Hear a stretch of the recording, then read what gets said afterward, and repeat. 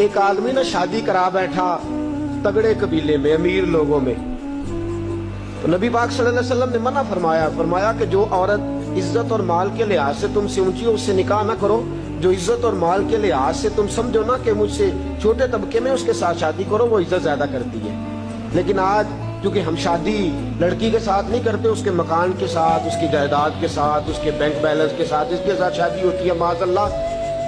وہ شادی کرا بیٹھا اونچے قبیلے میں، بیوی ڈانٹتی ہے، بندہ ہے ماڑا، وہ بیچارہ کہہ بھی کچھ نہیں سکتا۔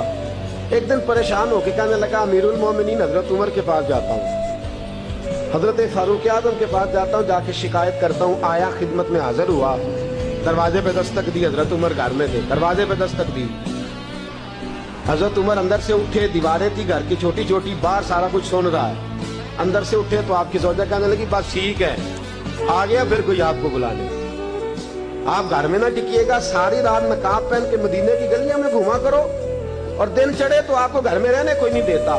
آپ نے تو بالکل گھر کا خیال کرنا ہی چھوڑ دیا ہے۔ مجھے تو سمجھ نہیں آتی کہ ساری ذمہ داریاں مجھ پہ ڈال دی ہیں، کچھ خیال ہونا چاہیے، کچھ آپ کو احساس ہونا چاہیے۔ حضرت عمر چپ کر کے سن رہے ہیں، اب وہ بھی بندہ باہر کھڑا سن رہا ہے۔ کافی دیر گزر گئی تو حضرت عمر کہنے لگے اگر تیری بات ختم ہو گئی ہے تو میں جاؤں؟ کہنے لگے جی میں نے کیا کر لینا، جائیں، آپ نے جانا ہی جانا ہے۔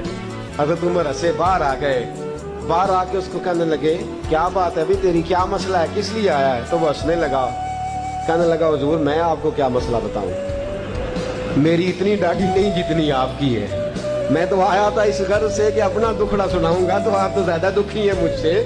وہ جو کام اندر ہو رہا تھا وہ میں معذرت سے سن بیٹھا ہوں چونکہ کھڑا دروازے پہ تھا۔ تو حضور میں جس مقصد کے لیے آیا تھا مجھے تو اپنی بھول گئی ہے، مجھے تو آپ سے ہمدردی ہو گئی ہے۔ حضرت فاروق اعظم مسکرائے اور جو جملہ ارشاد فرمایا وہ بڑا قیمتی۔ آپ نے فرمایا اللہ کے بندے میں ساری رات باہر گزار دیتا ہوں، سارا دن رسول اللہ کی امت کی دیکھ بھال کرتا ہوں، میرے بچے پیدا کرتی ہے، پھر میرے بچے پالتی ہے، میرے کپڑے دھوتی ہے، کھانا پکا کے رکھتی ہے۔ فرمایا تو دیکھ تو صحیح کہ مجھے اپنی بیوی پر سب سے بڑا فخر یہ ہے کہ میں کئی راتیں بھی گھر نہیں آتا تو میرا بستر کبھی ناپاک نہیں ہو سکتا۔ کردار کی بادشاہ ہے، پردے کی بادشاہ ہے، فرمایا مجھے اس پر فخر ہے۔ میں روزانہ اونچا بولتا ہوں، وہ سنتی ہے، کبھی کبھی وہ بول لیتی ہے تو میں بھی سن لیتا ہوں، میری بیوی ہے، کوئی غیر تو نہیں نا، میری بیوی ہے، کوئی غیر ہے۔ روز میں اونچا بولتا ہوں تو سنتی ہے، تو کبھی کبھی سن لینا چاہیے۔ کب؟ کبھی کبھی لڑائی نہیں ہوگی انشاءاللہ۔ اگر آپ کبھی کبھی سننے کا پروگرام بنائیں گے نا تو لڑائی، میرا عورتوں کا مشورہ ہے کہ جب خامد جلال میں ہو تو چپ کر جائیں۔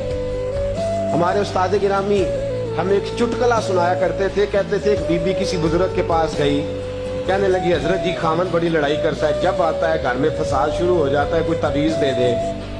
تو انہوں نے ایک تعویذ اس کو بنا کے دیا، کہنے لگے جب وہ گھر آئے تو دانتوں کے نیچے دبا لینا، دانتوں کے نیچے دبا کے رکھنا، کھولنا نہیں۔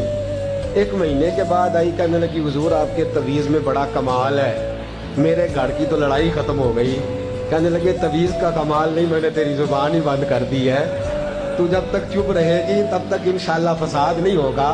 تو یہی بات یاد رکھیے گا دوستو کہ جب عورت بول رہی ہو تو آپ بھی کبھی کبھی تھوڑا سا زبان کو، کیونکہ اس لیے کہ آپ مقابلہ کریں گے تو بات آگے بڑھے گی نا۔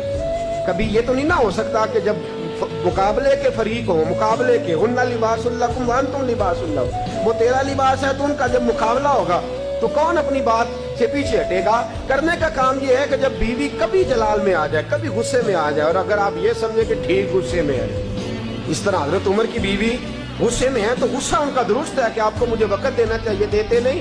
اگر کبھی جائز غصہ ہو تو ہمیں بیوی کا غصہ بھی سن لینا چاہیے، اور خاوند غصے میں ہو تو بیوی کو بھی کہنا چاہیے کہ ذرا تھوڑی دیر وہ اپنے اوپر کنٹرول رکھے۔ اگر ایک فریق